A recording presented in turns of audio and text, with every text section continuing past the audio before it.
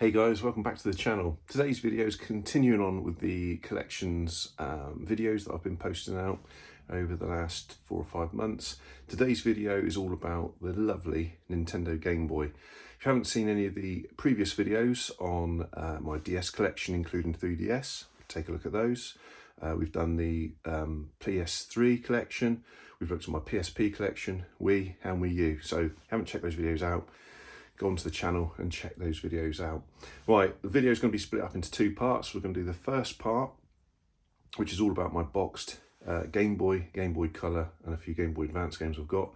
And then I'm going to post out a second video looking at all my loose games, because I've got quite a few loose games. So I'll split it up into 2 videos. Right, without further ado, let's check out my boxed Nintendo Game Boy collection. Enjoy the video, guys. Don't forget to get a coffee.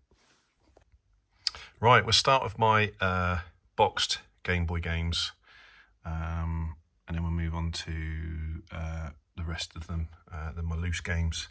So I'm going to cover in this video, as I said, I'm going to cover Game Boy, Game Boy Color, Game Boy Advance. I'm going to stick the whole lot in, and I've got quite a lot of loose games.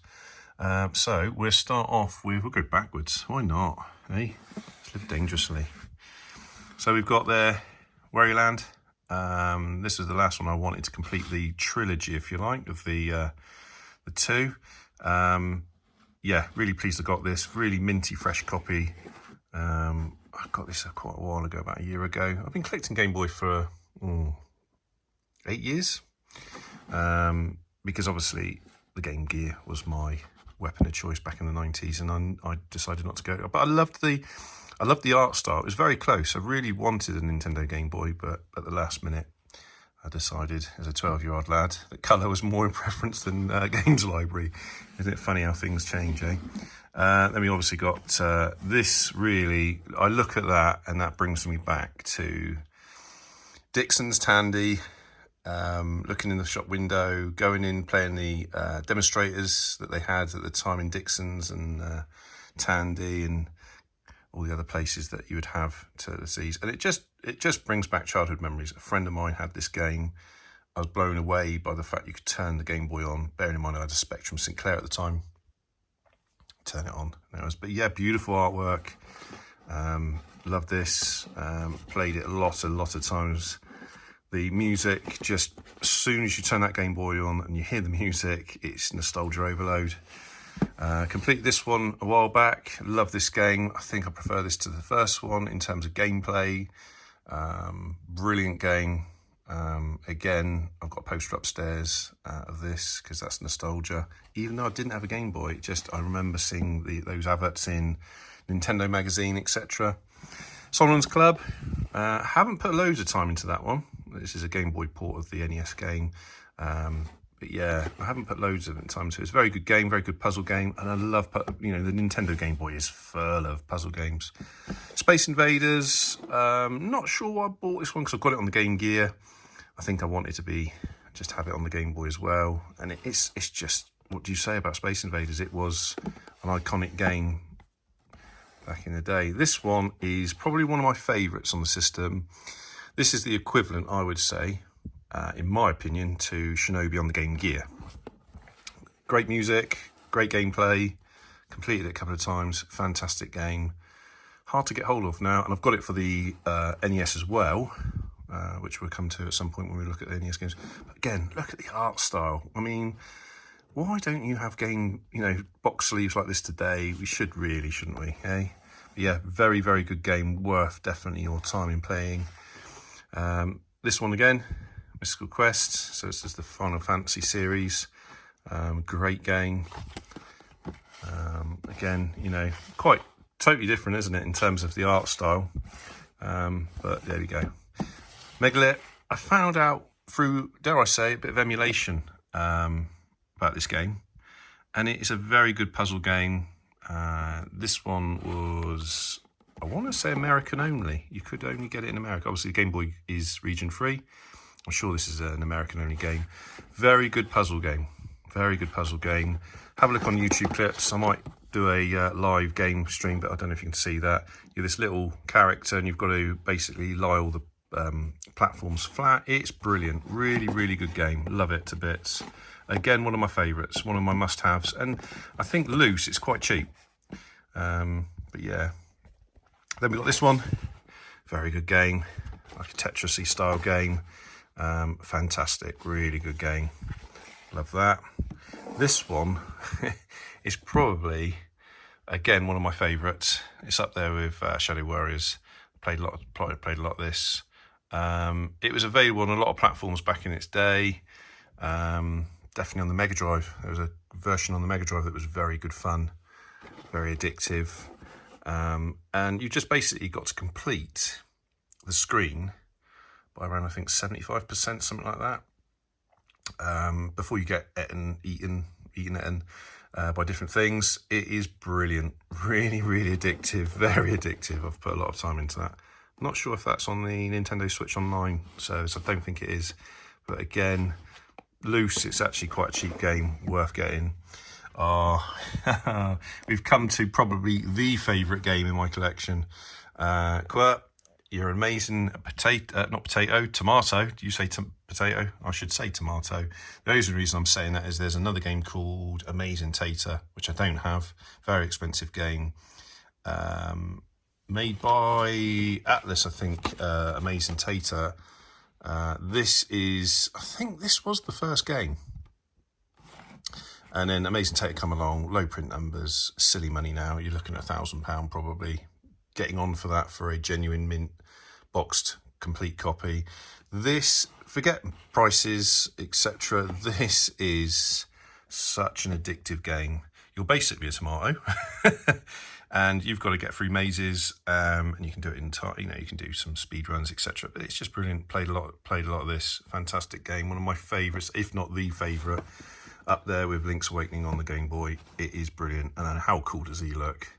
Hey, so yeah, definitely.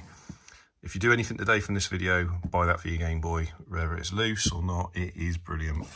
Kirby's Dream Land, again, very good. Very, you know, typical Nintendo game. Very good. I've not played Dreamland 2. I'd like to get Dreamland 2. Completed this one as well. Fortified Zone. There is a second one apparently. Very, very good. Very good. Very short game. But you've got the two characters here that have got different abilities, and you've got to get through mazes, get to the big boss. Fantastic. I think I might have done a TikTok video on that one. I'm sure I did actually. Dino Blaster, again, not too bad a game. I haven't played it that much. Yeah, very good game though. Let's move these out of the way. So we then got, I mean, how cool is that? Eh? A tin of your sweets. Anyway, digressing. Where do we get up to? Donkey Kong, brilliant game. Starts off with the original sort of Donkey Kong, and then works into different levels. Fantastic, very addictive. A must-have for your Game Boy collection. This one I came across again through emulation. It's an interesting game. You're this boy, SNK, you know, great. But you're this boy that has got to flip these tiles over in a certain period of time before getting sort of mauled by the not the ghosts, the monsters in the game. Again, this was an American copy only. I don't think they did this for the UK. Obviously, write in the comments if I'm wrong. I probably am. My wife says I am all the time, but it's a different story. But yeah, great game. Very good, very addictive. Again, it's that puzzle sort of element to it to a certain extent. Then we've got this one. Very good NES port of the game. Fantastic. I'm quite lucky that a lot of my games are in quite good condition. As you can see, I'm putting them in the boxes. I'd love more, can't afford it, and I don't have the space of time. Again, another one of my favourites, up there in probably my top 10. Bubble Ghost. It's again a puzzle game where you've got to get through stages, if you like, without being touched by different objects within the game. Really, really good. I'm sure there's a remake of this actually. I want to say there is on the Nintendo Switch. I'm sure there is. I think there is anyway, but great. Very good game. Played lots of it over the years. Fantastic. Talking of puzzle games. I'll put that one down there. It's going to stay there. I thought that was, I always thought that was scratch or something, and it isn't. It's the switch and my light mug. Right, well, last couple then. Here we go. So, Boxall. Different variants of this on different platforms from the PC Engine. I think there was, I want to say there was a copy of this on the Mega Drive, a port, and the Super Nintendo under different names or banners possibly. Not called Boxall. This is, but in fact, actually, there's a Japanese version. It's on the Game Gear, which I do have, so we'll look at that at some point. Sorry, I don't mean to be chucking my hands in the video there. But yeah, Boxall, fantastic game. You've basically this guy that's got to push boxes around into the certain places to complete the puzzle level. It's very, very good, very, very addictive. My only criticism with it is if you're playing it on an original Game Boy, it doesn't look great. Obviously, you've got to remember this game came out a long, long time ago. I'd say the Game Gear version plays better, but for nostalgia and just a very, very addictive game, certain screens go a bit smaller. It's hard to explain on camera, but yeah, really, really good game. Fairly cheap. There's two versions of this. There's two games, Boxall, Boxall 2. Don't have Boxall 2. Don't know how Boxall 2 plays. Be interesting. Bomb Jack. Recently completed this and did a TikTok on it. Well, recently, it was probably last year actually. Really, really good game. Probably my, again, up there with my favourites. Not sure would it be my top 10. Probably just outside my top 10. Balloon Kid, brilliant game. Again, look at the art style. Fantastic, really, really good game. Very enjoyable, very addictive. But yeah, then we got another puzzle game, Amazing Penguin. And yeah, you've just basically got to get through different levels, completing tasks, a little bit of puzzle element to it. So you can see there's a theme here. Very good game, quite hard to get off, I think. And then this one here is Alleyway, which is, you're basically Mario in this capsule and you've just got this like Pong. Probably one of my first games, definitely in my top 10. Very addictive. And you're Mario using this capsule. There's another game, I'm trying to think of the name of it now, it's gone off my head, that's very, very similar, that was on the Super Nintendo.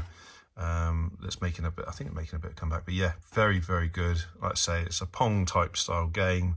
Got to knock all the blocks off. Fairly cheap loose, I think. So again, worth going. So that is all my boxed Game Boy games. Oh, hello. And then we've got, going on to Game Boy Color. We've got this gem here, Metal Gear Solid. Big Metal Gear Solid fan. What can I say about this? Very, very good, very addictive. Put a lot of hours into that one. Brilliant game, fantastic. Then we've got Bomberman, Pocket Bomberman. This plays a little bit differently. It's more of a platformer than the original sort of Bomberman, and I love that, it's great. Then we've got, I had to get this for the Game Boy Advance, Super Mario World. I loved Super Mario World on the Super Nintendo.